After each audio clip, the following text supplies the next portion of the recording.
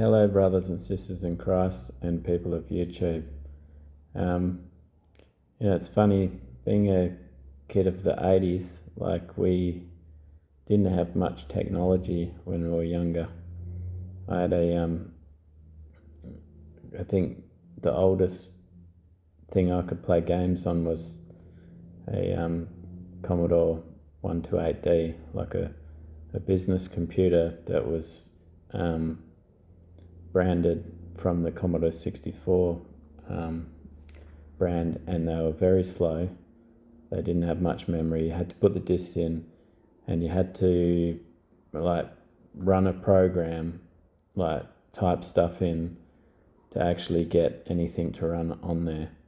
And as a young fella, I like to tinker and muck around with things, and we did have these different consoles coming out at different times, that had some basic sort of games on there that I'd walk long distances to visit my friends, and we'd play some of these games every now and again. And I got into a bit of video editing when I was younger.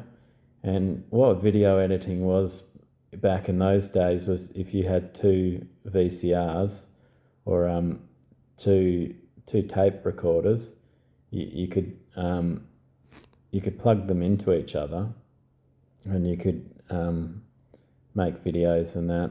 And I used to play some games, and I'd put one VCR on, and I'd just play the game, and then I'd come back later and I'd set up the other one, and I'd just be going back and forth trying to edit them within a second of where I wanted them. And I got them pretty precise, but it was a bit of maths because you had to muck around a lot, because sometimes you'd press on the VCR and one of them would record straight away, but the other one would take a second to record, or one would play straight away and one would record a second late.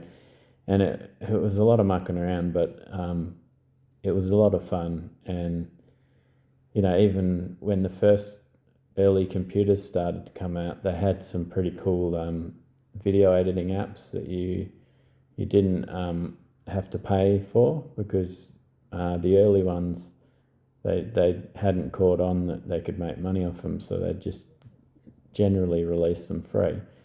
And I found some apps recently, and I was just going, maybe I should just for nostalgia's sake play some video games and do some recordings and see what happens. And so I've been mucking around a bit with that today, just sort of being a bit nostalgic, but just seeing what I can come up with. And some of the apps are really frustrating to use nowadays. It's like it forgets what you've recorded and what it hasn't recorded, so you have to re-edit a few things a couple of times, so they don't quite turn out as good as the two VCRs, but but it was a bit of fun, so I thought I'd give it a go.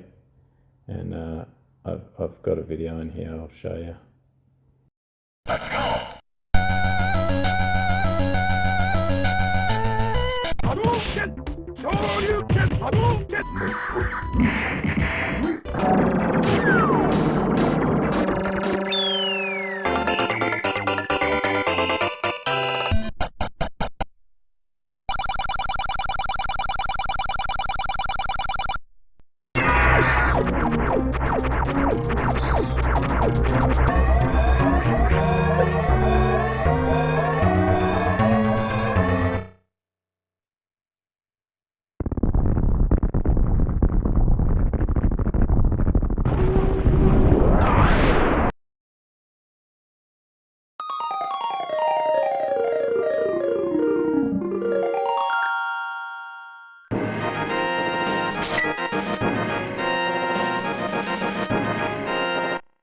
So while those games I have fond memories of, and they're a bit of fun,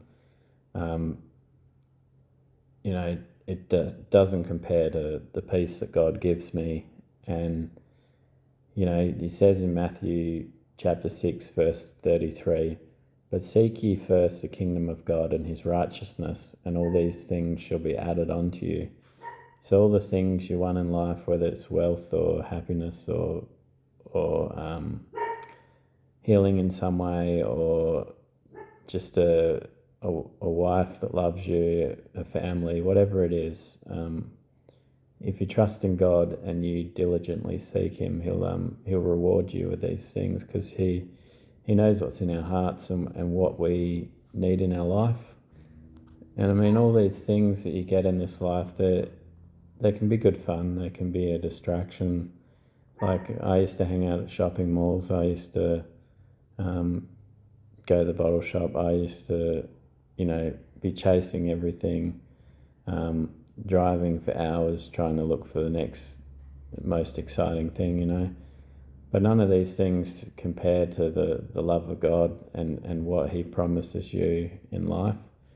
And in John chapter 12, verse 25, it reads, He that loveth his life shall lose it, and he that hateth his life in this world shall keep it unto life eternal. And that's what life is like for me in this world, this matrix we live in. Lately, it's like I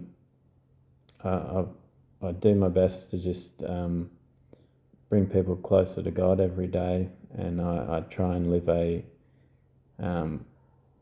just a minimalist kind of life, and I don't like going partying. I don't like just having idle chit chat and wasting our energy on like just froward things. Like there's not much point having conversations at a surface level all the time. What does it profit us? Like, a lot of people in this life, they don't really like you. They don't want to talk to you, but they still insist on this small talk and this mucking around, going to parties. Like if you're working for a new workplace and they think, well, we want you to all feel like you're part of the family, even though you're not part of this family. We're not a family. We're just going to pretend you are, and we're going to have like these get-togethers, and everyone's expected to go. And me, like, on the penalty of losing a job, I would just rather not go. I would keep my peace, and not be afraid that God would not provide. And it's just these people can corrupt you and turn your life upside down. And if you say the wrong thing at one of these parties, those people can get you set, gossip on you, and just try and destroy your life. And I've gone through a lot of that recently, gossip, and I know how dangerous it is. Especially, it hasn't all been targeted at me. I've seen that the person that instigated it all, she targeted a lot of people, and I've started to realise those people were actually good people. It was just she was jealous and hurting inside and couldn't deal with her own insecurities and her own fragileness and her own pain, and guilt. And that's the trouble with a lot of people. They don't realise that they're the issue, and neither does the person being attacked. That because this person's projecting on them, it just really, really wrecks their spirit, and it was uncalled for. And this person's just put a target on their back, and sometimes you might be trying to do it on your own. Like you might be trying to conquer alcoholism, drugs, or gluttony, eating too much food, and you're working hard to be your best self, and then you've probably conquered one of these things, and then you go to one of these parties and the person peer pressures you into doing something you don't want to, whether it's eating food you don't want to eat, or drinking alcohol that you're not interested in. Maybe you go months or years without it, and then you go here one night and then you're falling off the wagon, And in Luke chapter 11, verses 24 to 26, it reads, "When the unclean spirit is gone out of a man, he walketh through dry places, seeking rest, and finding none, he saith, I will return unto my house whence I came out. And when he cometh, he findeth it swept and garnished. Then goeth he and taketh to him 7 other spirits more wicked than himself, and they enter in and dwell there, and the last state of the man is worse than the first." So you see, like, if someone's really battling with a bottle and they just can't beat it, sometimes it's because they have beat it before, and then they're more demonized than they were before, because going from 1 demon to 7 is a big jump, And that can be the same with narcissism, or people that go out of their way to hurt people and cheat on people, and they don't have any accountability for their actions. And it's like sometimes they're not actually behind the wheel anymore. Like they've given themselves over to a reprobate mind, and they've listened to the demons so much that the demons have got so much influence that they pretty much run the show. And even if that person did want to think for themselves, they've got to contend with a whole school of demons up there telling them what to do. You hear people try and tell jokes online about, I don't need friends because I've got a whole party going on up here, and they're making light of talking to themselves. And it's like, if you've got a whole bunch of people up there, that's not natural, Normally you wouldn't be able to talk to yourself, but people just take it as a grain of salt, No, God hates all forms of wickedness and people that have turned their back on him. And in Isaiah chapter 57, verses 3 to 6, it reads, "But draw near hither, ye sons of the sorceress, the seed of the adulterer and the whore.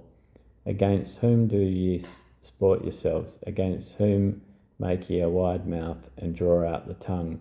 Are ye not children of transgression, a seed of falsehood, inflaming yourself with idols under every green tree, slaying the children in the valleys under the clefts of the rocks? Among the smooth stones of the stream is thy portion. They are thy lot, even to them hast thou poured a drink offering. Thou hast offered a meat offering. Should I receive comfort in these?" So basically, if you're living with someone and they're putting a lot of plants in the house, it's not always for decoration. Sometimes they're doing divination or spell casting, and these things, whether you believe in them or not, they're still real, whether you believe in it or not. Just the same as if God cast you into hell, just because you don't believe in it, it's not going to stop you burning and being in intense pain. It's just, it's real. And you just got to be mindful of these things, not to let people in your house that you haven't fully vetted yet or know who they are. In Judges chapter 3, verses 12 to 13, it reads, "And the children of Israel did evil again in the sight of the Lord. And the Lord strengthened Eglon the king of Moab against Israel, because they had done evil in the sight of the Lord. And he gathered unto him the children of Ammon and Amalek, and went and smote Israel, and possessed the city of palm trees." Now, Israel also was captive under Nebuchadnezzar for, I think it was 70 years, because of their transgressions against God. And he actually used the king Nebuchadnezzar as a vessel for him. But from what I read, it seems like Nebuchadnezzar was not one of God's children, but at the same time, he used them a lot for specific purposes. So it's quite an interesting read. A lot of that you can find in the book of Daniel. And in Deuteronomy chapter 16, verses 21 to 22, it reads, "Thou shalt not plant thee a grove of any trees near unto the altar of the Lord thy God, which thou shalt make thee. Neither shalt thou set thee up any image, which the Lord thy God hateth." So even just doing simple things for yourself, like playing video games, can be an idol against God, because it's taking up a lot of your time. And yet they can be a lot of fun, Same with watching movies, can be a lot of fun too. It's entertainment, but how does that help anyone else, Like, what is that doing to further the kingdom of God? In Jeremiah chapter 33, verse 5, it reads, "They come to fight with the Chaldeans, but it is to fill them with the dead bodies of men whom I have slain in my anger and in my fury, and for all whose wickedness I have hid my face from this city." God murders a lot of people.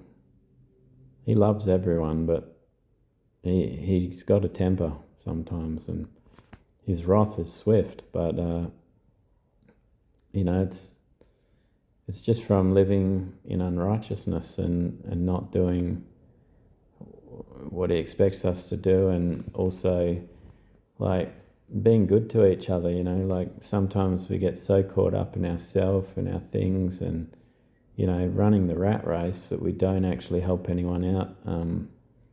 Being in a small town, I'm actually pretty privileged in that a lot of people will buy other people here food. They'll just randomly tap their card when it's someone else's turn to buy, and they'll help them out. And you don't see enough of that in the world. You don't see people going out of their way for you, and it's nice to see here. Because when I was in Perth, it was just everyone had their head down and wouldn't talk to each other, and it was just it was depressing. I remember growing up, we had this really cool cinema in Perth. It doesn't exist anymore.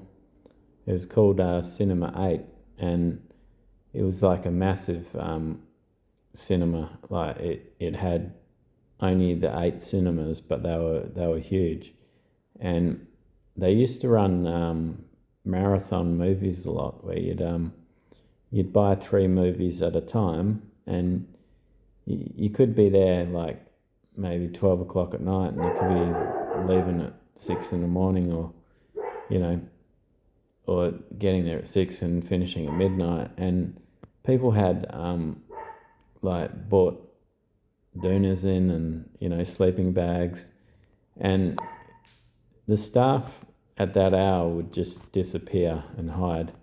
So you could just move from cinema to cinema. So if normally the movies would be like, I think they'd come in sets of 3, so you'd normally buy a set of 3. So people would switch to the movies they wanted to watch, and there was gaming machines there, and there was bits and pieces. But like the thing is, nowadays, like, it's everywhere.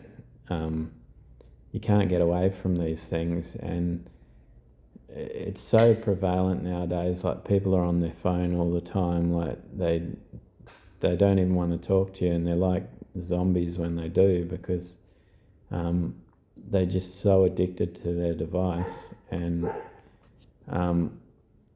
like, now you've got AI. Like, I recently ran into an individual that in his workplace, when you were speaking, his AI robot would write his notes for you. Like, and I'm like, that's really scary, I'm thinking. And he was happy because he saved 10 minutes in his day. And I was thinking, I would take those extra 10 minutes rather than trust in a computer to do everything, because they're always, computers always make mistakes. And I've seen plenty of videos online where those robots that they're making of just flipping out and flailing their arms and getting real violent, and it's like, do you really want to tempt God by trusting in these entities to control your life? Like we're not supposed to, we're not a race that's supposed to rely on another, like a created being, to help us. We're good enough on our own. We don't need that, and we've already lost a lot of skills by outsourcing them to other countries. It's like, do you really want to outsource to machines? And it's just going to turn us into zombies more and more, and just a brain dead nation. Yeah. God bless all of you. Remember, Jesus loves you. I love you, and have a blessed night.